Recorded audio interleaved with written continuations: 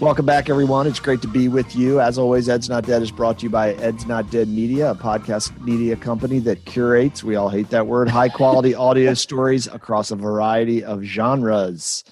You can find us on Twitter at Ed's Not Dead PC and check out the website, edsnotdead.com. Fellas, it's good to be back. We've got a great show. And I would like to say that if you are thinking of creating a podcast and you need some help, look us up. Talk to us. We're ready to host you. Yeah, we'll help. How's our podcast empire? Two and growing. Okay. Yeah. So if you want to do an does it have to be an education podcast? It does not necessarily. We welcome all rigorous podcasts, and we have fun podcasts. We have two amazing podcast producers, which would be you and Crable, co-producers, right? Yeah. We're EPs. Yeah, I think executive producer is the job where you don't do a lot, but then you put your name on everything. Correct.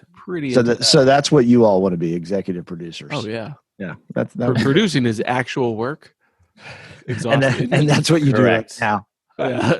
As opposed to me. All right, we got a great show tonight. We are excited to have Adeola Whitney, the CEO of Reading Partners. Mr. Siddons, another great booking by you. Yes. We're excited to have Adeola on the show. And Mr. Siddons, do you want to talk a little bit about our media partnership with Wise Education and your recent interview with Greg Bear? Yes, it premiered last week, and I got to interview, on behalf of Ed's Not Dead, I got to interview Greg Bear, who is the founder and co-chair of Remake Learning. And I saw him when I was invited to the panel, when we were invited to the panel for the Wise Education organization, where they were talking about learning ecosystems. So check out that pod. I had to do some more research to figure out what a learning ecosystem is, and it's not as complicated as you think. Community schools. Yeah, it's really just about community schools and bringing in more people and organizations around the community to make our education system stronger. Mr. Crable's a fan of community schools, aren't you? Yeah, we talked about one, LeBron's school. It could have been 3 years ago, but that was a long time ago. But yeah, it came up then. It came up in our interview. The dude from West Virginia, whose name escapes me. But yeah, I mean, schools that sort of take the lead role in the community of a one-stop shop for everything the community needs. Pretty cool idea. Yeah, I worked in an elementary school that was built in 1972, and when it was built, it kind of embodied that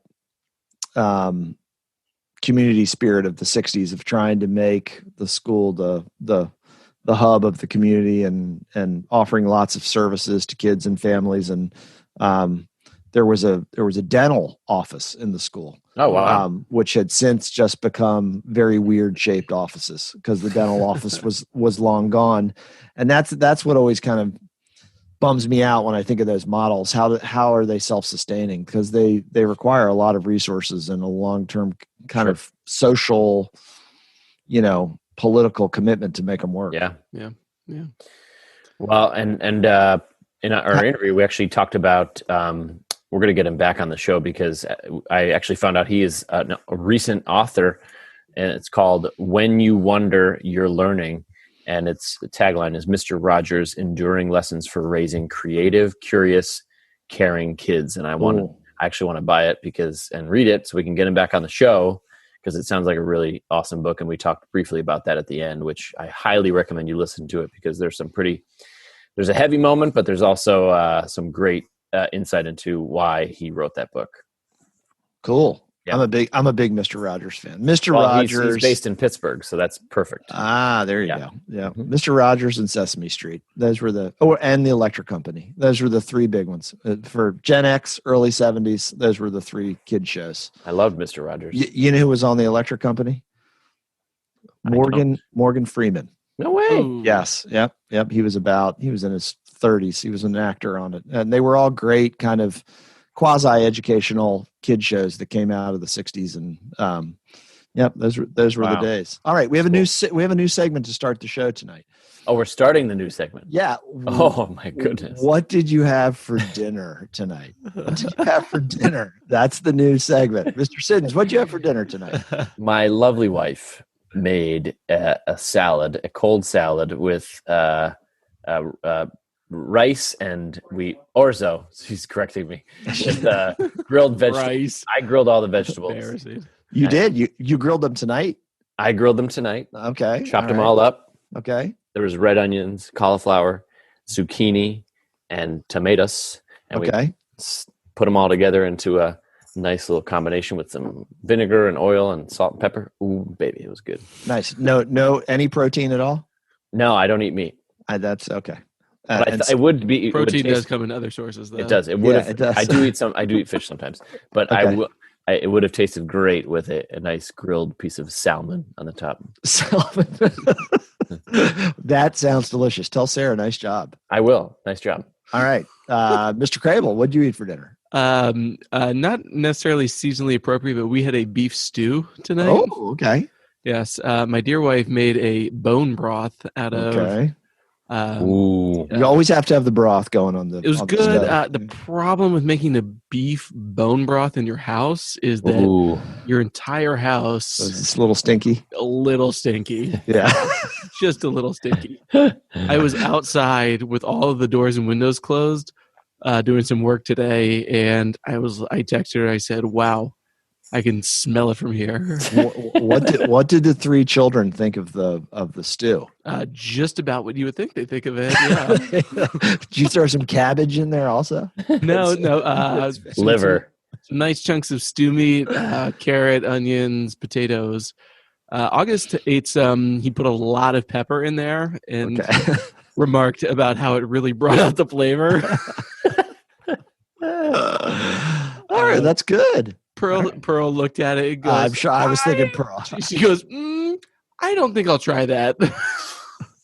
Okay. She's what? She's 3. Almost 3. Yeah, 3 and 3 weeks about. Yeah, stew for a 3-year-old. That's not a winning combination. Not a winner. All right, we had the family meal from IHOP tonight.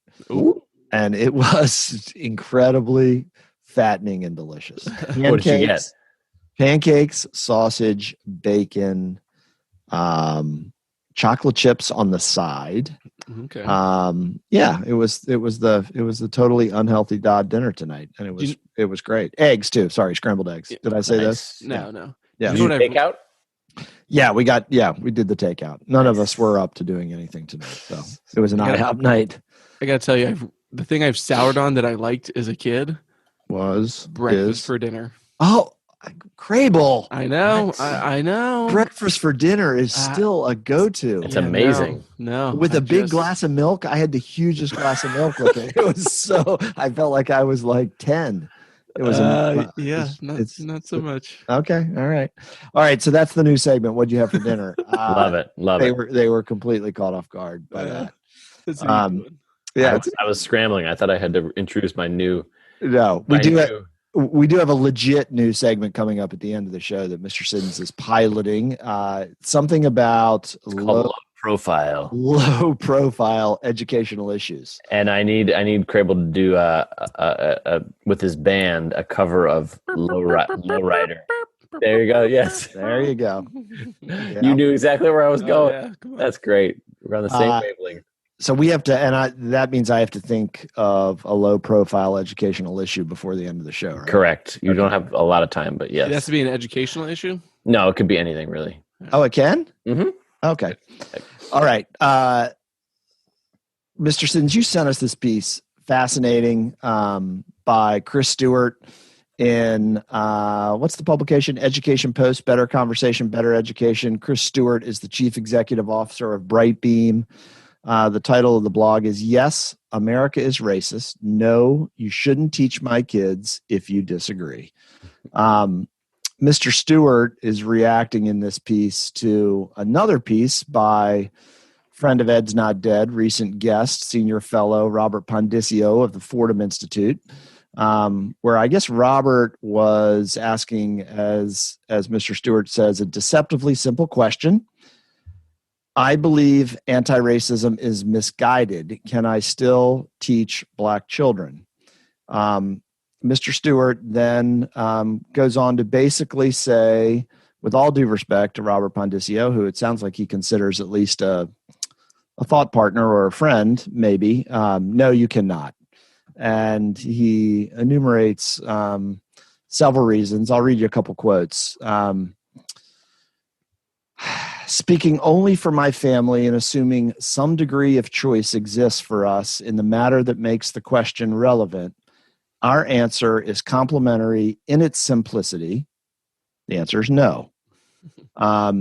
He goes on to say there was white resistance to emancipation after the Civil War, after Reconstruction, after Jim Crow, after desegregation, and after the Civil Rights Movement, all true. In each case, calls to restructure society to support racial equality were lampooned as misguided or a bridge too far. In each instance, white racism was plausibly denied by its beneficiaries, and blame for racial strife was placed on the people fighting against racism. So here we are, and I think we can all agree that that there is somewhat of a burgeoning anti-racism movement, anti-bias movement in schools across the country. Boards of education, school systems themselves are examining everything from curriculum to their hiring practices, to the way teachers teach, to teachers' beliefs and what they do in classrooms. And there is now this kind of pushback, shocker, right, fellas, across the nation. And as Mr. Stewart says, it's the classic pushback of that anti-racism is really racism. That's one of the claims.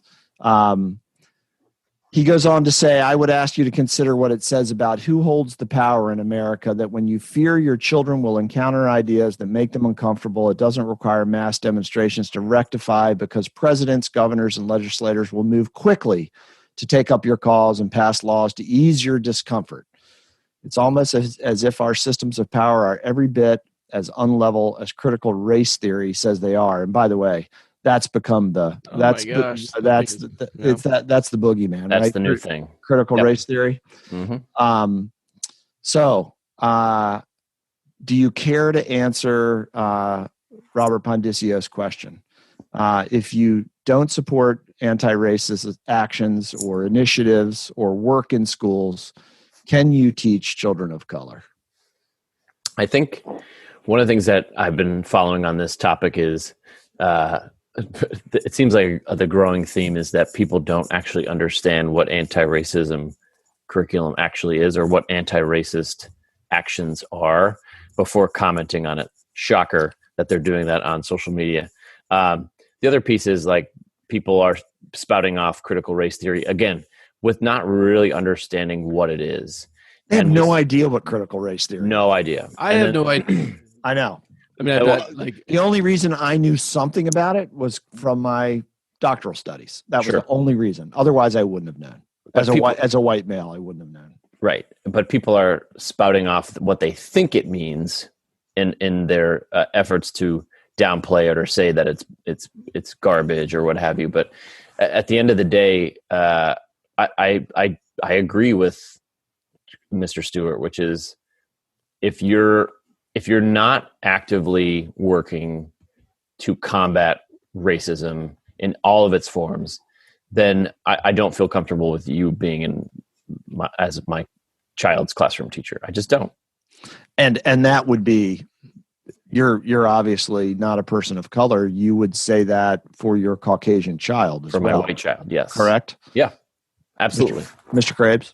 Yeah, I mean, in general, I agree with the premise. But to take a more nuanced approach, when something like the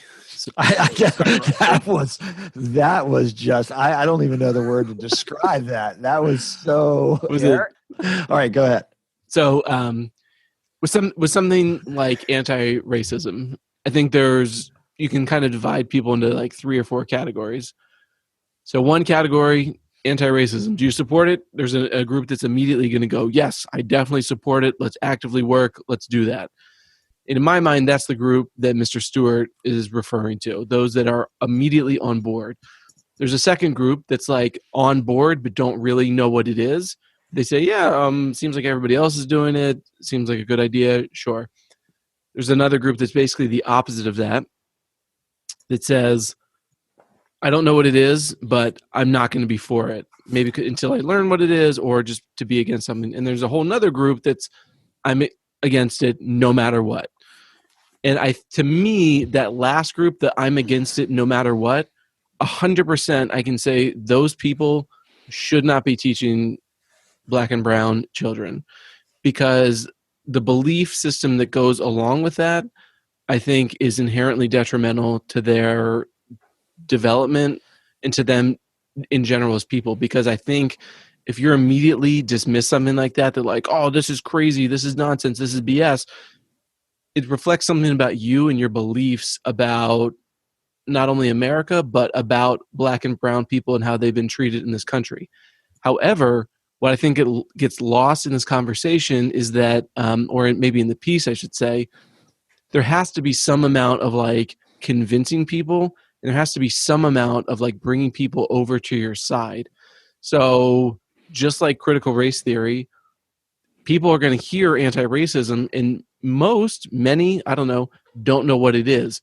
So to me, it's incumbent upon people like us, people that have an understanding, that want to actively engage in this work, to convince people to do it. Sure.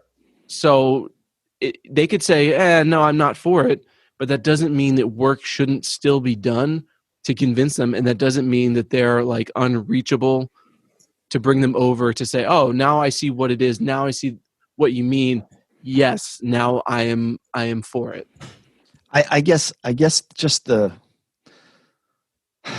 but who does the burden of convincing fall on? I think oftentimes people of color feel like the burden of convincing falls on them, and I'm not saying that's necessarily true, because it's the burden of it falls on us, the three of us, and as well. But I just get a little tired of the convincing thing. We've got to work to convince you that this is the right thing to do, right? That to make you uncomfortable. What is the right thing to do? To show how systemic racism and the structural racism and the whole power structure in this society is. Maybe you've never thought about it before. Yeah, I guess that's possible. I'm going to be real. I grew up in a way that until I was 30, I never thought about it before. It just wasn't. It wasn't prevalent. It wasn't talked about. I didn't know to think about it or not to think about it. So when you were in 1990 or 91, when Rodney King was being kicked and beaten by white police officers in Los Angeles, I would imagine that was a seminal memory when you were growing up. Remember it? Yes. Okay. Absolutely. So you didn't think about that. You didn't look at that as a kid. No conversations came along with that? Zero. Interesting. Not a single conversation. See, that's fascinating to me. I was also 6. The OJ verdict, I was in high school. Right. I don't know what year that was. 96. Yeah, so I'm freshman or sophomore. I could tell that it was a thing. But I didn't understand why Black people would be happy about it, or I just had I could see that it elicited strong emotions in people, but I had no sense of why or any of the history that might have led to any of the emotions. And I mean, this particular issue, the critical race theory, anti-racism, this is going beyond just like being equitable in your classroom or promoting culturally relevant instruction throughout your school or the system. This is striking at this goes way beyond it and striking at the core of the structure and the systemic racism that exists in our society. Well, sorry, go ahead. I didn't mean to interrupt you. Go ahead. No, that was kind of a full stop where it's striking at that particular the systemic, but even more so, right? I still think the terms you're using still require defining. Sure. But in Ibram Kennedy's book, to me, it's super simple. It's, does this thing, whatever it is, does it promote racist status quo, or does it work to actively dismantle and even the playing field? Right. But you don't need any vocabulary to have that conversation. But I think that's what implicitly freaks people out about a simple phrase, anti-racism, because the assumption, the truth in that phrase is that our system, our structure, we are racist, and we all are as a part of a white supremacist structure. Right. And there's an immediate denial on the part of white Americans to that. Well, and to his point, being called a racist has become a pejorative akin to absolutely any other horrible label you could be labeled. Correct. Which is problematic. Again, in his view, and I happen to agree, problematic is you can't be like, well, that is racist. If you believe that is racist, why? Then that just like shuts down the conversation. Right. How could you say that? I'm not racist, blah, blah, blah, whatever, Right. But I do think that, and we talked about this on the last episode, didn't we? Didn't we talk about social justice as the new potential goal of public education, and where it was fit in all the other goal confusion in public education? I think Pondicio was a great guest, and I think he asked an interesting question, and I thought Mr. Stewart, is that his last name? Yes. He had, as a parent of color, he had a very compelling response to me, which was no, and I thought he explained the no really well. And I mean, white educators might not want to hear it, but there's a part of me that just wants to say, open your mind, get with the program, come along. I mean, the fact that Crable was sharing about his growing up and not having to deal with it or think about it until he was 30, and the same thing in my case, not having to think about it really until my late 20s, that is like the privilege of being a white male. Oh, defined, it is right? White privilege. It is absolutely white privilege. In a nutshell. I mean, and I'm not flaunting my childhood as any great, I didn't grow up any different really than you all did as a white male. But I think Roots came out. Will you Google that? I'm gonna say Roots came out 1987. No, the show was about 1977, 77 or 1977. Okay, 1977. And my mom insisted she got us all together every night. We watched it as a family, all five of us. And that was watching Kunta Kinte try to escape slavery as a 9-year-old. That had a huge impact on me, and the discussions that came from that. And I mean, there are, you could argue that your mother was trying to expose you to these anti-racist ideas in terms of absolutely different, cultural icons. And I don't white people. And I don't know how Roots has aged. I would probably be painful to watch it now. Just, how those things don't age all that well. And it may not even be the story it tells may, I don't know how it would resonate today. But it sure had an impact on me. And I mean, I feel like because of those experiences as a young white male, I did see race. I saw it and I thought about it and struggled with it at times.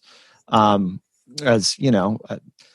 just think it's so many educators want to deny racial identity. They just don't want to go there. But the power of experience and again, white privilege and being surrounded by everything white and everything that you learn and think about and do as a white person is white, whether you're buying Band-Aids or you are learning about the way that our government was founded by, rich white slaveholders, or the mathematicians that you learn about in school are all, white Europeans or what have you. The amount that has to be unpacked is unfortunately for years is, we're placing the onus on people of color, or we're placing the onus to be like, well, you teach us. But that's not, white people have to take ownership and take the weight and do your own searching and do your own research and do your own reading to dismantle it for yourself as well. Mm-hmm. So exactly. Let me ask you a question.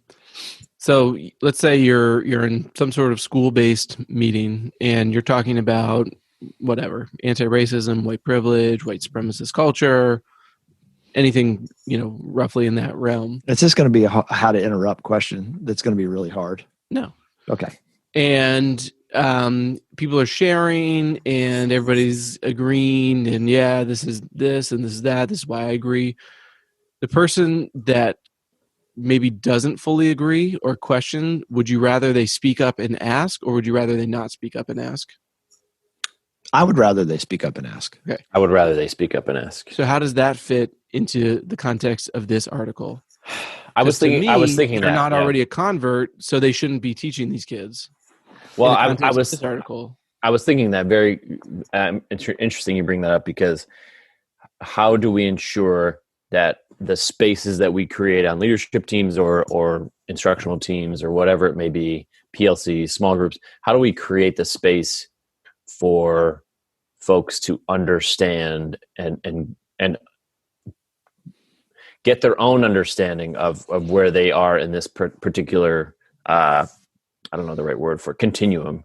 And I think if you set up your leadership team or you set up your teams to allow for that kind of conversation to happen, then it will come out, and it needs to come out, and it has to we have to allow for a space to have that kind of conversation. I agree. I mean, I think maybe you're doing the Sean Hannity to us, Crable. No, there's only two I mean, come on. There. That's it. I don't think that Sean Hannity. I don't think that Mr. Stewart is. I mean, I think he's saying that if you are of a fixed mindset anywhere on this continuum that you're referencing, Mr. Siddons, that no, you shouldn't be teaching my kid. But I if you've decided that that's where you stand, and that's what Robert Pondisio is kind of at, he because Robert is smart, he knows about critical race theory, he knows about anti-racism, and he's saying, I don't buy it. Mm-hmm. And then I think Mr. Stewart's safe to say, well, then you shouldn't teach my kid. Mm. But if it's somebody that, yes, I agree with you. There should be the space. We have to bring people along. I guess I was just taking the other side of the bringing people along has been happening for a long time.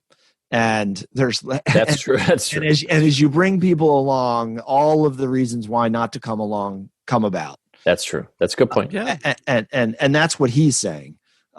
Is let's look at the history of all these moments where instead of coming along, you've turned it into something that it's not, because you haven't wanted to come along. True. Yeah.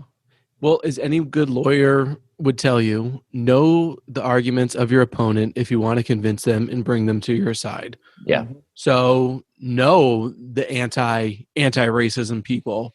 Know the people that don't want to come along because it's white racism to talk about the racism the white people have done. You know what I mean? Like, I think educating yourself on the other side is a crucial and important part of convincing people and bringing them along. Why do you think I listened to Rush for all those years? I know. you guys are the ones that don't listen to the other side, right? Yeah, it's blood boiling for Casey. It's terrible. Like, it's amazing that you're able to do it. But yeah, I do think about let's think about a brand new teacher coming to your school, coming from some place that is not diverse and hasn't got this kind of education, or hasn't been pushed in any way, shape, or form to think differently, and you have them in your school. They're starting out their new teaching experience, and I think that kind of space is where I'm talking about. I'm not talking about people that are foot draggers, like holding out for someone to teach them the right way, or just so they can avoid it. And there will be, and this is a fact, there will be educators that will get out of the profession because of where we are right now. Yeah, absolutely. There will be retirements. There will be people that will move on because they will say, this is what they're doing to schools. This is social engineering. Correct. And maybe they'll go work for Pearson. Yeah. All right. Sorry. Pearson is a proud sponsor. Financial contributor to Ed's Not Dead. And the Robert Wood Johnson Foundation. All right. Check out Chris Stewart. He's the chief executive of Bright Beam. I don't know what his Twitter handle is. You follow him on Twitter, don't you, Mr. Sids? I do. Yep. I do. The piece is, yes, America is racist. No, you shouldn't teach my kids if you disagree. It's an education post. I thought it was a very thought-provoking piece. For sure. We should get Robert back on the show and have him defend himself. I said to Casey, we should have the two of them on. Oh, have a panel. That's brilliant. Yeah. Sins, you got to book that. Come on, man. I'll work on it. You're the producer. All right. Don't go away. When we come back, we are excited to welcome Adeola Whitney, CEO of Reading Partners on Ed's Not Dead. We'll be right back.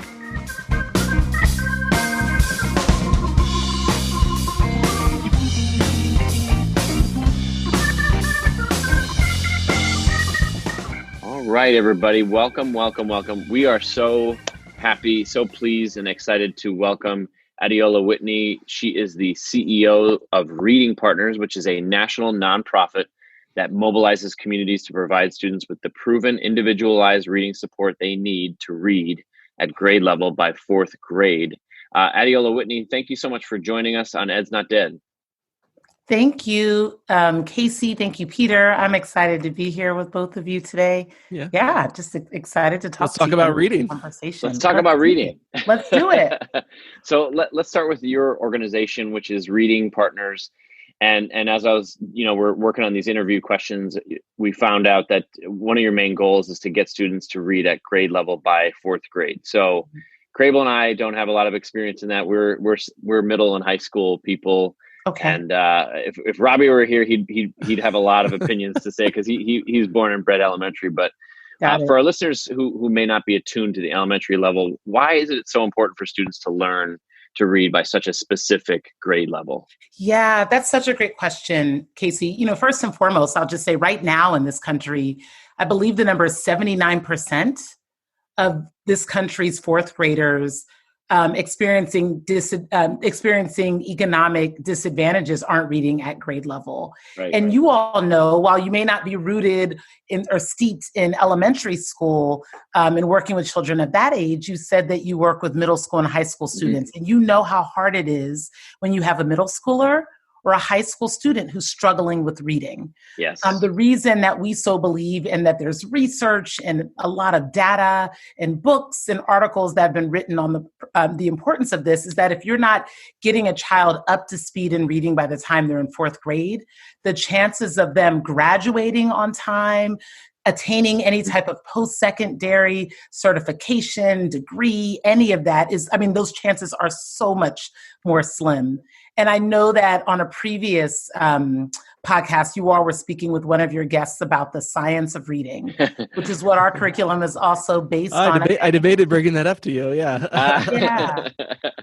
I was just going to say, it's so important. I think it's really critical to identify the skill gaps and really help create targeted support to kids with specific areas that they're struggling in reading. And that's what we try to do in partnership with schools. So let's talk a little bit more about the specifics of your approach and how the organization works. So you work with schools and parents, and that's an important part of, I guess, the triad.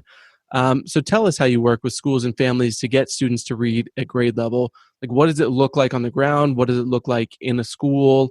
Yep. Walk us through so we can picture how it all works. Yeah. So we work with kids. So the schools identify, the teachers and reading specialists will identify the children we work with who are at least half a grade level behind in reading, up to 2.5 grade levels behind in reading. And then when they come to us, which is like another classroom, we just call it a reading center, looks like an elementary school library, but just a fraction of the size. There are tables all around the room, really nice and colorful pictures and books. And at every table is a student and the tutor, because we mobilize our community to recruit volunteers to tutor with us once or twice a week. And so we bring the student in, we assess them to really understand what exactly are they struggling with in reading. We provide then a very specific lesson plan for them. And then all of that is scripted for the tutor. So the tutor does not have to have been a teacher, doesn't have to be a literacy expert or an expert in elementary education, but rather know how to read, have the propensity and love and desire to work with kids, and of course not have a criminal background.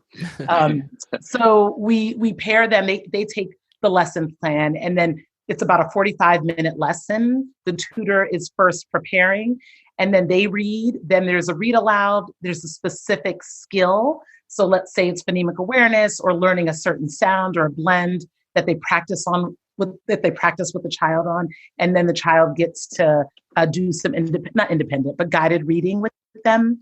And then the idea is that we're also building their love of reading, not just the skill. So at the end of the lesson, we encourage them to take a book home. So we have a number of books in our reading center that they get to take home. We recognize that we are so not the panacea. I think far too often, and I say this as someone who's worked in a lot of nonprofits. I'm not a teacher or an instructional leader by my background or my experience, but I've worked in a number of educational nonprofits. And I think far too often, especially in disadvantaged communities, there is this like all-knowing sense that these nonprofits have coming into schools like, oh, we have the answer for you. Right. And it isn't that. I mean, like, we're not doing this work to a community or for a community. We should be doing this work with a community. And so to do it with a community, we need to partner with teachers. We need to partner with school leaders and recognize they're the ones working with these youngsters all day, 5 days a week, and we're just there a couple hours. So just that partnership is important. It can't be like we're on top of something additive to what they're doing, but we should be a part of that child's journey. And then, of course, I can talk more about how we engage families, but I realized that was a little long-winded. No, I was just going to ask about I guess the more details of the relationship, and that's exactly what I was asking about. Is so they're working with students, and maybe the more nitty-gritty aspect of it is, so to what extent are you training these tutors, these folks that are working with students to? It almost seems like you have to build in those. How do you build relationships with students? Like they're building a relationship with the student, it seems. That's right. So we first recruit all of our mentors. We talk to them about what it is that we're trying to do. And we hope that the people we're recruiting also have a belief in students and in the importance of reading. I would say the majority of the tutors we find, the volunteers, love reading. They're avid readers themselves. And so the idea that so many children in this country are struggling with reading, I think, is the very reason that they decide to partner with us. We do a series of, we do like about a 2-hour-long orientation where we're helping them understand a little bit about the science of reading, not for them to be experts in that, but just to understand our curriculum, our approach, what happens before we pair them with the student, and then the type of ongoing coaching and support we provide. And so there's always someone in our reading center, an AmeriCorps member and a Reading Partners staff member who are there guiding the tutor, coaching them, giving them tips while they're there. So there's a lot of ongoing training that they provide, that we provide too. To all of the tutors. So a lot of the early literacy strategies is pretty new to me. And so I have 2 now elementary aged kids in my house. So kindergarten and 2nd grade. So most of my experience is coming through watching them, and especially over the last year as I've seen the videos. But I would be remiss if I didn't put on my Robbie Dodd hat here. And he was trained as a whole language specialist, whole language reading instructor. Yep. And it seems that the main sticking point of like phonics versus whole language has to do with developing the love of reading and the content and some of the knowledge that you can get from reading, a book aside from like See Dick and Jane Run, So my question is, amongst, and I will say that seeing my own kids go through it in the phonics specifically, I certainly, I'm like, oh, that seems to make sense to me. But how do you avoid the sort of like drill and kill that it seems could happen with an overemphasis on phonics? Like, how do you also emphasize content and like develop what we all want for kids, which is that lifelong love of reading and reading for information and reading because they like it or a great story or whatever it is? Well, I think the power of what we do, and I would argue this is probably similar to what great teachers do too, is that it's a combination of both the academics, but also social and emotional learning. So within our curriculum, social emotional learning is embedded, and it's a big part of even the connection that the tutor is making with the student. So a big part, I tell my own children, I have a son right in the middle of the age of your two kids in first grade. And, I tell him and his older brothers the same thing, that when people cannot do something, it's one of three reasons. They lack the skill, they lack the will, or both, right? And so it's not enough for us to simply fill a skill gap by doing rote, just this rote drilling. That's not appealing to a kindergartner, but it's also important for us to ensure that they're excited about it. And that includes reading books to them where we're able to ensure that there are characters that they identify with.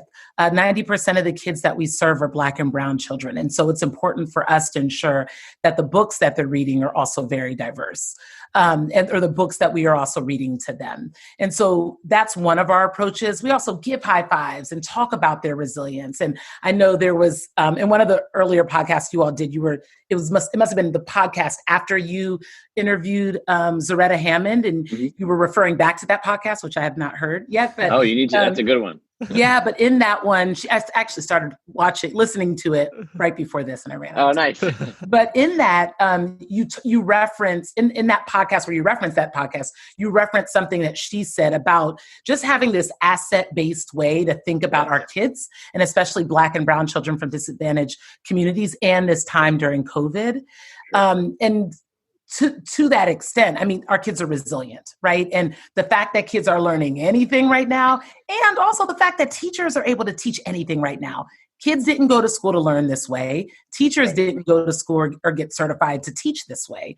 And so the fact that the teachers are able to teach something, kids are able to learn something, that in itself should be celebrated. And so I think a lot of what we are thinking about, especially in the fall and as we return to the classrooms, or we return to like our traditional model of teaching kids, is just really ensuring that we elevate the resiliency of kids and just how amazing they are, and talking about that as we're building connections with them to help them read. We just think that goes a long way. And then our Take Reading Home program, where we're really trying to build their home libraries and allowing students to decide and have some agency in what books they pick and why, and talk to us about that.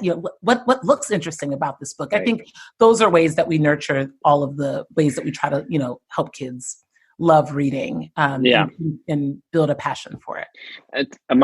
So I'm glad you brought that up about bringing in different books, diverse sets of books. And I was thinking about this as I was looking through the Reading Partners website and looking at their board of directors. Oftentimes we have, we'll be looking at guests to come on, and we look at their foundation, and the directors it's an entirely white panel of folks who are, education reform in high need schools or what have you. The Reading Partners to me seems like they have a fairly diverse set of board of directors, folks on your staff.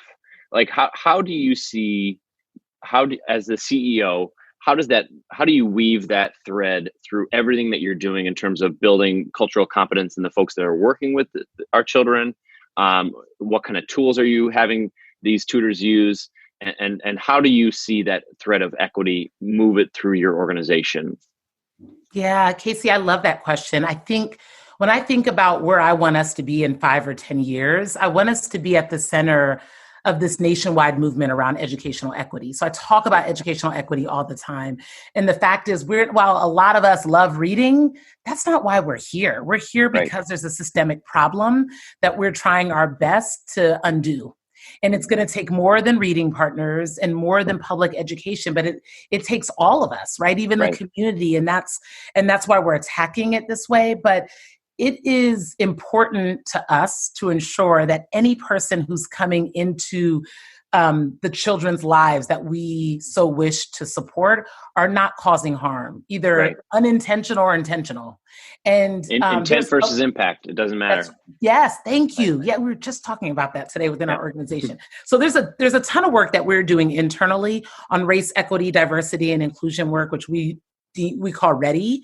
And while our board is becoming more diverse and our leadership is becoming more diverse and our staff and our AmeriCorps members are becoming more diverse, we're not where we need to be. And like, it's important to have people who look different than our students. And it's important to have more leaders who identify with the experiences that our students identify with. And I think that's a way to really create an inclusive organization. And so we're on our own journey as an organization around race, equity, diversity, and inclusion. We're creating a foundation of language. We're doing training at the board level, at the leadership level. We've created affinity groups. We've put money behind this work, and not just, we're going to see if we could get some free training, but actually putting money where our mouth is. And then I think what happened last spring, right after George Floyd, Ahmaud Arbery, Breonna Taylor were killed, and right before Juneteenth, was that a lot of companies, nonprofits, institutions were all putting very performative messages on their websites, because that was the thing to do. It's like you kind of couldn't. But let's fast forward now, a year from now, what are folks doing? And I have a mission as well as my board and the rest of the organization to ensure what we put up on our website a year ago wasn't in vain and wasn't performative. And so to live into that, there's a lot of work we have to do. And so we're doing that work. And then there's a lot of work we need to do with our tutors. And I think what's hard is that the majority of our tutors do not represent the students that we serve. And I mean, and teachers as well. I mean, our teachers largely a white working teaching force. That's right. And I think while it's important to have tutors that look differently than our students, because I think there's some beauty in the cross-cultural connection that is made, it's also important for them to see people who look like them. So like, I think both can be true. And a big piece that we are trying to focus on is cultural attunement. And what does that look like? And I feel like it's been somewhat scaffolded for us. So this year we talked a little bit about systemic racism to our tutors. We began to introduce that in our orientation. And I think next year we want to do even more with just helping them understand. It's not always about the intention. It's about the impact and just what our responsibility is to do for our students, and not to assume. I remember once, a long time ago. So I just came back to Reading Partners. I saw that, But I was here before in 2013 to 2016. And I remember a tutor, very well-intentioned, great guy. But he said to me, I do this because I want these kids to be loved. And I know that they just don't receive love. And I said, let me explain something to you. It's not love that they lack. It's resources. And that idea that you believe that you need to give them love that they don't actually have is just ignorant. And I'm here to the white savior complex. That's not what this is about. So I think it's our job to help our tutors understand that. And I think unfortunately we'll turn some people away. I know that will happen. But if we're turning them away because they were then going to, perhaps inflict some harm on our students, then it's the right decision. Right. So one of the things I think that is so important, and you talk about how there is no magic answer, right? And you alluded, I think, probably because companies make money this way, they're like, we are the answer. So I guess the sort of last piece of the triangle has to do with at home parents, and what they can do. And I'm an educator, and I know that I have felt at times like I don't really know how to support like my 6-year-old to learn to read. I can read with them. I can read to them. I can have them read to me. I can watch a video. But what do you recommend for parents that want to be there and want to support their kids, but don't know how? That's such a great question. And I'm not going to pretend that I have all the answers, because I literally have conversations with my first grader's teacher all the time about this with him. He doesn't love reading. He's reading. And I try to do many things that we tell our families in our program to do. And some of them work and some of them do not. But I think first and foremost, it's just about being informed about what it is that's happening at school. And I think that that's a two-way street. I think it's a teacher's job, especially when kids are very young, but for them to help parents and families, caregivers understand how how that child is performing in school. I think that's important. So just that knowledge of understanding, how is my child doing in reading? Yeah. And then perhaps from the teacher getting a couple tips. I think what we do is like, the biggest thing is we want to let you know what they're working on. There's a certain letter that they're working on, if we're working on certain words, or they're reading certain types of books. We want to send those books home. We want to contact our families and give them a sense of how they are doing. This has been actually easier for us during the pandemic because we now kind of have a window into home, because now our program has has pivoted online. Mm-hmm. So we're now talking to families much more than we ever did before. I don't think we built, if I'm just being honest, I don't think the 22 years of the history of our program was built to really be great at family engagement. We have a ways to go. We started some things last year. We're doing more. Some of it is just surveying parents and understanding, how can we help? We don't know if they're working from home or working outside of the home, but what would be helpful? So we have e-licenses, e-book licenses that can be utilized on a cell phone or on a computer, just to help kind of mitigate the digital divide. So we encourage families to do that. And then we also just text home some resources in conjunction with what the kids are working on in our reading center. So those are some of the things that we do. And then, of course, keeping in communication with the teacher. Yeah, one thing I want to make sure all our listeners know about is the Imagination Library. I think Dolly Parton runs it or funds it or something. But yeah, they send a book to your kid once a month from like birth until 5, I think, like that. I mean, it's just an incredible way to have books in your home. You know what I mean? And theoretically, I'd love to go to the library every weekend, but that does not happen. So, that's right. We have all these books, that have just like built up. It's amazing just having books in the home. Even if our 2-year-old just is looking at them, learning how books work is a pretty incredible thing. The last question we have for you before we go on to our guest quiz is what's next for Reading Partners? What's coming up for your organization that we should let our listeners know about? Yeah, I'd maybe answer that in 2 different ways. First and foremost, in this country, there are over 10 million children, elementary age, that are struggling with reading. And I would imagine that number is only bigger given the last year. And while we have served at a height, like maybe 11,000 students, I truly believe that there's no time like the present. And Reading Partners over the next 3 years needs to exponentially serve even more students. And through the pandemic, we've pivoted to a digital programming model to support under-resourced families and schools. And our goal is to continue to do that while also returning to our bricks and mortar model. So we're looking to continue to support schools, but also look at ways to partner with nonprofit organizations, and also perhaps find ways to help students out of school time. So we're going to be trying some pilots over the next year, see what sticks, and then kind of move forward there. That's exciting. That's very awesome. Well, Adeola, thank you so much for coming on the show. And we have to, this is an education podcast, so we have to end our time with some sort of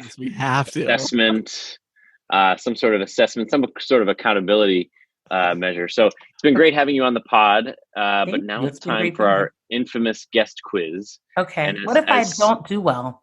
You're going to do great. You're going to do great. Right. Okay. I believe in you. Okay. Thank you. As the CEO of Reading Partners, we know you know your stuff when it comes to teaching and leading reading programs, but we want to know what you know about the age-old show Reading Rainbow, hosted by the great LeVar Burton from way back. You ready? So what do I know about it? I know the song. I know LeVar Burton. I know that it was my younger sister's favorite show. Well, then so you're going to start the quiz? Is that yes. If you answered 2 out of the 3 questions, you win. You ready? Yeah. All right. Number 1, when Reading Rainbow ended its 26-year run, it was the 3rd longest running children's show in PBS history. Which 2 other shows beat Reading Rainbow as the longest running children's show on PBS? You have Sesame 3 chances to get them right. Sesame Street and Mr. Rogers' Neighborhood. You got it. You got it. Ding. I saw Sesame Street is on like season 53 or something like that. It's now on. Is it now on HBO or something? So it's like go to seasons and it's like season 1, season 53. It's like It's going to take a long time to binge that. Number 2, why did Reading Rainbow end in 2009? This is multiple choice. Okay. A, LeVar Burton is a notoriously difficult actor to handle and work with, and PBS just decided they had enough. B, no one wanted to cough up what amounted to nearly $500,000 to renew the broadcast rights. Or C, No Child Left Behind basically solved our reading issues in the US, so there was no need for the show. B. B is correct. No one wanted to cough up the money. You said $500,000? $500,000. Oh my, that's it? That's it. Number 3, and this is the last one. You're doing great. Number 3, speaking of No Child Left Behind, the infamous and controversial 2001 education law also played a part in the canceling of the show. How so? Is it A, George W. Bush wasn't really big on quote unquote reading and pushed for it to be canceled?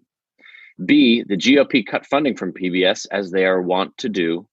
Or C, NCLB was a shift from fostering a love of reading to teaching kids how to read via federal policy? Oh, this is kind of hard. I know it's not A. I'm torn between B and C. I'm going to say C. C is correct. Oh, good When one. asked about the reasons in an interview with Rolling Stone, Burton said that, quote, we were a victim of No Child Left Behind, and we have never been about the rudiments of reading, so we were left on the minus side of that equation. Wow. So you got 3 out of 3. 3 out of 3. outstanding. Very That nice. was like fun. That's like top guest score for our quiz here. Yeah. I love the quiz. Thank you. So before we let you out of here, tell us social media, website, all that good stuff, where our listeners can find you. Yes. So Instagram, LinkedIn, Twitter, we're Reading Partners. Website, www.readingpartners.org. And what else? I have an Instagram. I have a Reading Partners Instagram at RPCEOla. Don't have a lot of followers at all. Our regular Reading Partners one has more. And I just repost a lot of the great content that You all need to get on TikTok. That's the next thing. I know, That's right? Casey's thing, yeah. Yeah. No, I got off of it early on in the pandemic. I was on it for about a month, and the algorithms were just way too good. And I'm like, I have to get off of this phone. It was terrible. Goodness. Well, Adeola Whitney, thank you so much for joining us. It was really a pleasure having you on, and hopefully we can get you back on when Robbie's back, because he'll have a lot of questions for you too. I would love that. Well, thank you. I really enjoyed the conversation. I hope you two have a great rest of your evening. All right. Thanks a lot, and we'll talk to you soon. Take care. All right. Bye. Bye.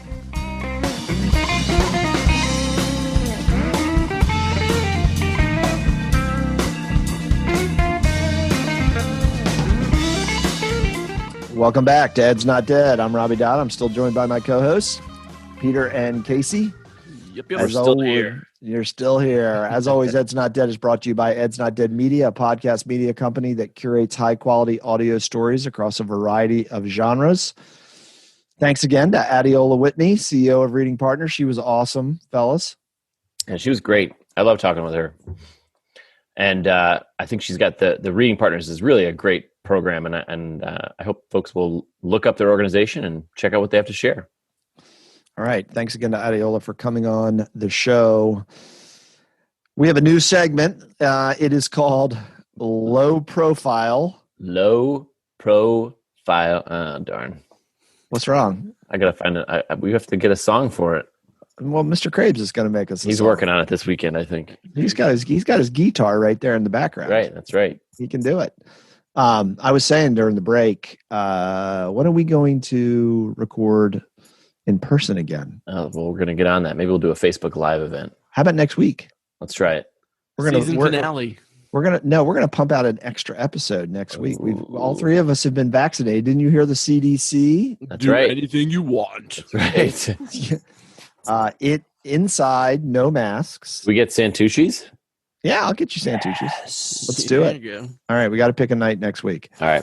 All right, so our new segment, Low Profile. It's where Mr. Siddons. No, it's not just me. This is Low Profile. This is for everybody. Okay. Well, the directions in the show And notes say it well, is you just didn't read it right. Casey segment. we're going to share news stories, education or otherwise, that you think are keeping a low profile, but maybe could become a big thing soon, or you'd like it to be a big thing soon. All right. Ready? So our first low profile issue, Mr. Siddons, we will start with you. Yes. So the first low profile issue that I want to bring up is from Education Next. Our favorite rag to rag on is, with federal dollars on the way, districts face big decisions. And I have like a mini quiz for you both, a would you rather test. Nice. I'll get your take. I'll get your takes on the article's big picture, and really, it's all this money is coming into schools, and school districts are looking into what they can do with this money, because there's really a wide array of things that they could do with it in terms of reduction of class sizes, providing tutoring, and they're getting $122 billion in stimulus relief, and the law says that 20% of the money can be used to address learning loss among students through the use of, quote, evidence-based interventions. So the reason why I wanted to bring this up is because obviously it's great that systems are getting all this money. They're getting all this money to use for a variety of different things. But as we know, Congress is not the most functional of organizations, and the funding will soon run out. And what happens to districts, both big and small, after this money runs out? We'll start with Dr. Dodd. What do you think? What's your take on the issues with the money running out eventually? Is it the issue of how they're going to spend it, or what they're going to do once it's gone? Well, what happens? So let's say they're bringing on staff, they're reducing class sizes, they're putting all this money into programs. Now, what's your take on the impact of it long term? Well, I guess for learning loss, which is that the HIP? That's the term that we shouldn't use, according to Zaretta Hammond. We shouldn't use that. What about mitigation? I've heard that too. Yeah. Okay. I mean, I would guess that some of these initiatives that school systems are going to create, implement, will be short-term initiatives anyway, to try to stem the bleeding for kids that have been disproportionately impacted by the last 14 months. Sure. So I wouldn't think whether it's so not something to fret about, maybe. Yeah, I mean, whether it's really huge summer school programs or extended day or tutoring. I mean, school systems are going to have to pay for compensatory services for students with IEPs. Sure. Who measurable loss is documented. School systems are on the hook to pay for that. Sure. But that's not all going to last forever. It's going to have a shelf life. So reduce class sizes. I mean, I would think that they would reduce class sizes to the point that they can, but they wouldn't go beyond what they could feasibly sustain, 3, 4, Sure. 5 years out. So I would think it'll be short-term, supposedly high impact programs. Yeah. Crepes, what do you think? Yeah, I would tend to agree. I think a lot of the positions that are being created and the programs are being created aren't like new positions with new employees that are going to last beyond. I think it's going to be a year, maybe 2 years, but then it's all going to be gone. And in 5 years, it's going to be in the rearview mirror, and we're never going to talk about it again. So, the next part of this is the would you rather test, and the AEI created it, or I believe it's the Fordham Institute in conjunction with the AEI. You ready for it? I thought he said that this wasn't his segment alone. Weren't we all supposed to have like an issue? I thought this was going to be rapid fire. Well, it is rapid fire. We're going to talk for like 45 seconds about Correct. ours. Okay. All right. Go ahead. The latest round of stimulus works out to about $2,400 per student. And if you think about each, consider the following spending options for a district aiming to spend a portion of its money to alleviate unfinished student learning. Each option would cost about the same, $1,000 per pupil. For that amount, districts could A, reduce class sizes by 2 students a year, B, extend a school year by 4 weeks for all students, C, provide 1/3 of students with a year's intensive tutoring, D, offer 4-week learning camps for all K-5 students this summer and next, or E, give principals the money to decide what makes the most sense in their school. Interesting way to think about the money that's coming at you. So just something to think about. So we don't have to choose one. You don't have to choose one. I don't want to put you on the spot. That was a tough one. I was like, gee, I don't know. And then there's other, if you go into the study that they published, they have a lot of them. They have like, would you rather have A, 2 fewer students in class? This is to teachers. B, an aide at 20% time, or C, a $5,000 a year raise. Fascinating, different questions that they put up on these things. That's interesting. So they give the results. No, they. It's not. I don't know if it's like actually a survey, but it's like what you think about how they're getting how you to money think spent. about funding. Yes. Yeah, got it. So that's my low profile article. So thank you. Who's next? All right, I'll give you a couple. First is with the money, and what's obviously happened over the last 14 months. I've read nothing about this. This is strictly my spidey sense, so it's completely ill-informed. Unlike you, Casey, who had a lot of documentation. I'm waiting to see what the federal government says about school improvement and student achievement and targets, and what the guidance is to states to start to say, okay, we've had, I don't know, years now of no coercive accountability. And I think it's coming. I don't know when it's coming. And maybe it won't be a Fed thing. Maybe it'll be a state by state thing. But I think we're going to be back to that era eventually. And I'm curious. I'm curious when it's going to show up. The other one is that I think the Lakers are in trouble. I think LeBron James and the Lakers are not gonna. I'm going to say they're not even going to get to the Western Conference Finals. Wow. What do you think, Mr. Krabs? I would disagree with you. Okay. Never count LeBron out. Okay. It's a good low profile issue, though, isn't it? It is. The dude makes conference finals and finals every year.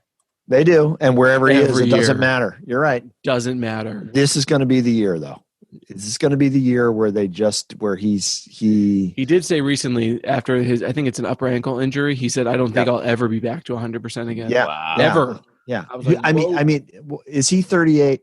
Oh, he's, I don't know if he's that old. He may be 36. Okay. Yeah. Okay. Well, a high ankle injury at that age, I would think would be 36 in basketball is. Yeah.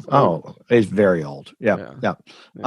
What do you all think of my accountability piece? Yeah. I it's think coming.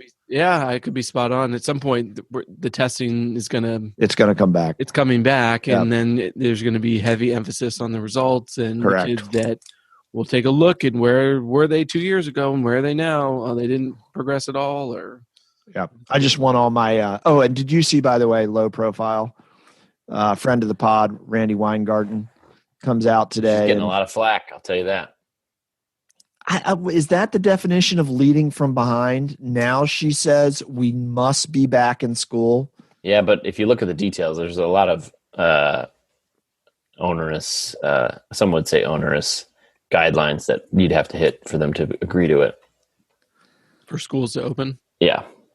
Is she saying now or in the fall? She's saying in the fall. Now get out of here. What politically? Every school is going to be open in the fall. I know. That's what I'm saying. And now, who said to you all that the unions could have led on this issue?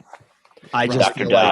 Dobbs. I just feel like she's okay. It's convenient today. The same day the CDC comes out and says you don't have to wear masks inside if you're vaccinated. All right, Mr. Krabs, you're up. Well, I'm glad you brought up a non-education issue because I was going to be the only one and I was not going to share at all. I would like to talk about electric cars. Ooh. Yes. Boo hiss.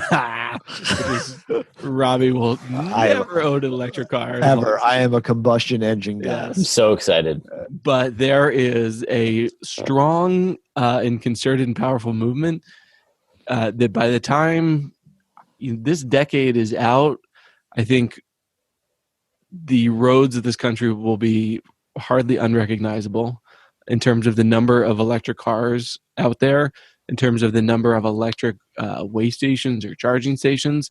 It's going to be for like my kids, by the time they're driving, electric cars are going to be the new normal. Would anybody like to guess which car companies have pledged to become all electric? Well, GM has. Okay. Ford has. Volkswagen. In Europe, Volkswagen, yes. The Volkswagen. Yeah. Was I wrong about Ford? I just guessed. I don't think it says Ford, but only in Europe. Only in Europe. Okay. Toyota they do have now F-150 that's electric. Right. I like the F-150. Toyota has not, have they? Toyota has, yes. Okay. All right. By 2040. Where am I going to get unleaded gasoline for my 1988 FJ62? You are going to find all the clowns that have been putting it in plastic bags in their trunks. Oh man, let me tell you what. Good Lord, that's what made me think of it. All those people are people like from my area in Pennsylvania that put us to shame. So driving tip right now, if you're on the road, stay in the middle lane. Because if you're in the left lane or, God forbid, the right lane and there's a gas station coming up, you're in trouble. You are screwed. You're in trouble. I drove by an accident yesterday. God. Unbelievable. Outside a gas station. It was ridiculous. I was sitting in traffic watching this guy stick 4 red gas cans of gasoline in the trunk of his car. I was like, dude, it's like the apocalypse. I saw a TikTok video of a guy filling up garbage bags, plastic bags, a Rubbermaid container, and Lowe's blue buckets with gasoline. Can I just make a request about the? I think you're right, Mr. Krabs. It's a great low-profile issue, and just please, can they not all be Teslas? No, they're going to be normal cars. Okay, because Elon Musk just has to go. He's too much. Here's the other brands. Ready? Jaguar, Bentley, GM, you said, BMW Mini, Volvo, which you did not mention. They're 2030, which would be fascinating. You mentioned Volkswagen, Toyota, Daimler, Mercedes-Benz. That's a big one. Yeah. And then Audi. That's good. It's interesting that corporations are leading and not the government.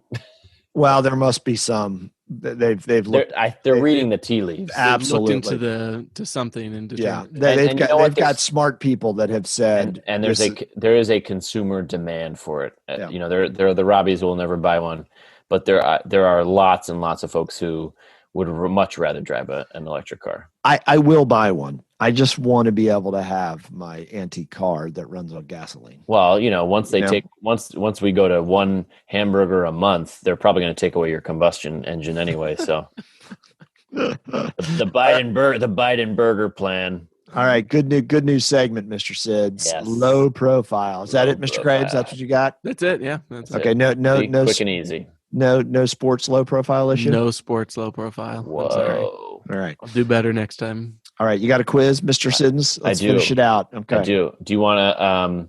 Who wants quiz A and who wants quiz B? I will take form B. Okay, and Mr. Krabs, you'll have form A. Ready? You ready? Number 1. Last week, or actually now 10 days ago. Who's this for? Who's going first? This is for Crable. Okay. A Republican-led effort gathered the 1.2 million signatures required for a special election in the fall to recall Governor who? A. Gavin Gray Newsom. Davis. Oh, there's multiple choice, but yes, Gavin Newsom is correct. Number 2. He needs to stay out of Napa Valley at the restaurants during COVID. Yes, he does. What a big dummy. Like what a clown. Number 2, the U.S. Census Bureau announced that the population of the U.S. is just over how many million? A, 321, B, 331, or C, 343? That's 343. hard. Incorrect. It's 331 million. Number 3, Michael Collins, one of the 3 astronauts on the 1969 blank mission to the moon, died at age 90.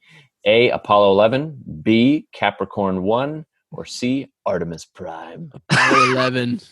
Apollo 11 is correct. Did you forget that I used to teach astronomy? That's right. You were so good at that. That's it. They're all 3 gone. Yeah. Aldrin's gone, Armstrong's gone, and now he's gone. Oh, did Aldrin die? Yeah, Aldrin's gone. Aldrin died a few years ago. Google that. Google what year Aldrin died. Are you sure? I'm 100% sure. All right. You know me with my I'm obituaries. surprised you're not giving the date. It was Buzz Aldrin's still alive, I think, because he was in Trump. He's still alive. No, he's dead. He went to Trump. He went to. Don't you hate it when you say people are dead when they're alive? I have a great Buzz Aldrin. Buzz story, Aldrin's a big fan. actually. We might be in trouble. God. So when I was teaching I thought he astronomy, was dead. He's I got 91. I got invited to astronomy night at the White House because I was teaching astronomy. Sweet. So they had all these. Yeah, you did some incredible planning for that course. I got in early every day to figure out what I was teaching. That's true. Okay. Anyway, so there's all these telescopes set up on the south lawn of the White House. Cool. Fun. Obama shows up and like Nice. he's like, "Hey, what are you guys looking at?" You know, that was a terrible Obama voice, but you know, you can envision it. So Buzz Aldrin's there, and he goes up to this group of kids, and he's like, "Hey, kids, like I'm Buzz Aldrin. I went to the moon. All right, cool." He's like, "You guys want to talk about the moon?" And they're like, "Yeah." And he goes, "I don't." Oh God. But then he goes, I want to talk about Mars. Mars is the next big thing. We need to colonize Mars and blah, blah, blah.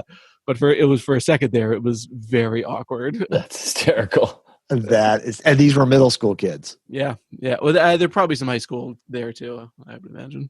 I wonder why I thought Buzz was gone. Okay, Casey's putting stuff in the chat. What did he put? The Buzz Aldrin Donald Trump meme. So good. Oh, there he is. So Aldrin and Armstrong walked, right? Correct. Yeah. That's right. That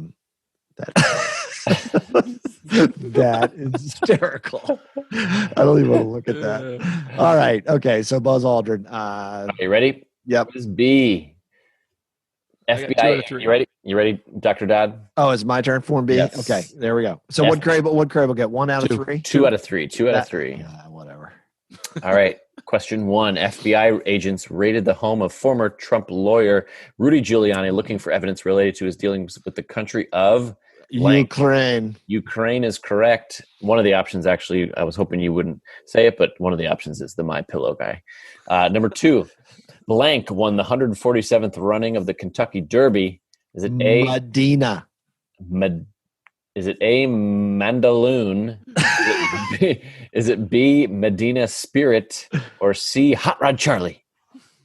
I already said it, and I get full credit. Medina Spirit, correct. Medina Spirit is B. And number 3, actress Olympia Dukakis, who won an Oscar for her role in Blank, died at age 89. Are you ready for is this? She most famous for he's what going to give it. movie? I know. And the year. And the year. Moonstruck. If you get it the year. Moonstruck, and it would be. It's going to be tough. I'm going to say 1988. 1987. Darn! It's a tie. You don't get credit. Tie, but there is a tiebreaker. There is a tiebreaker, and whoever gets it first gets it. Tiebreaker is. How impressed are you that I knew that Olympia Dukakis? That was good. That was very good. You do know who her famous relative is, right? Michael Dukakis. That would be correct. She that is a great movie. That's got Nick Cage in it. Cher, Olympia Dukakis, she won the Oscar for it, and Cher won the Oscar for Best Actress. Wow. It was it was a very popular late 80s movie. It's a great story. It's about love. All right, go ahead. All right, tiebreaker. The Blank took Trevor Lawrence with the first pick in the NFL. Jaguars. That is correct, Dr. Dodd. He knew that. Crable knew that. He was I don't know what I was thinking about. I was thinking about something else. I was not ready for lightning round. you were thinking about that linebacker of the Washington football team. I did. Yes. Jamin Davis. The next, it's going to be Ron Rivera's Wilbur Marshall. All right. Okay. Next. All right. Now we're boring our audience. Don't know who. All right. That was a good quiz. I like that quiz, Mr. I'm glad you do. I'm glad you did. I think you should do more of the Form A, Form B quiz style. I will do it. If you like it, I will do it. All right. All right. So this episode will be coming out soon. I don't know why am I even talking about that? I have some times where I feel like we've done this so long, I feel like we're almost doing it live. Don't you all ever feel that way? Sometimes, yeah. Yeah. All right. It'd be nice. As always, Ed's Not Dead is brought to you by Ed's Not Dead Media, a podcast media company that curates high quality audio stories across a variety of genres. And you can curating. Yeah, I hate curating. And find us on Twitter at Ed's Not Dead PC and check out the website edsnotdead.com. We have any blogs up there, fellas? Working on some. Any blogs? Working on something? Didn't your tome on no snow days, and didn't you send me something that got picked up? Or I somebody tweeted it. I tweet it pretty often whenever someone brings it up, and how I guess New York City public schools is not going to be doing snow days this coming school year. It's really a shame. I partially regret writing it because it's just so sad now that it's actually bearing out, and I'm like, oh, good Lord. I thought when you tweeted it just the other day, it was a bit self-aggrandizing a little bit. Completely self-aggrandizing. You were like, didn't you say like, yeah, you were totally giving yourself credit for like being on the cutting edge. That's the joy of owning and operating one of our Twitter accounts. You haven't liked my recent post on LinkedIn. I thought that was pretty cool. I don't go on LinkedIn. Jesus. Okay. All right. Do you ever go on there, Mr. Graves? Maybe like once a month. I like LinkedIn because they send me jobs. I look at jobs on LinkedIn. I like that. I like that. Thank you to Adeola Whitney, CEO of Reading Partners. We'd love having her on the show. And Mr. Siddons will tweet out the piece by Chris Stewart, Chief Executive Officer of Brightbeam, that we talked about. Yes, America is racist. No, you shouldn't teach my kids if you disagree. You're gonna send that out, right, Mr. Yes, Siddons? I will. All right. And then also don't miss the interview with Greg Baer, the founder and co-chair of Remake Learning. That pod came out last week. I was not on it. I was left off of it, but it's a great interview that Mr. Siddons did. Mm-hmm. Check it out. All right, boys. As always, great to see you. Thanks to our listeners for tuning in. Any final words of wisdom for the audience? Live long and prosper. Stay safe out there. Stay safe out there. Get vaccinated, people. All right. Enjoy the beautiful May days, and we will talk to you soon. For Casey and Peter, I'm Robbie. Thanks for tuning in.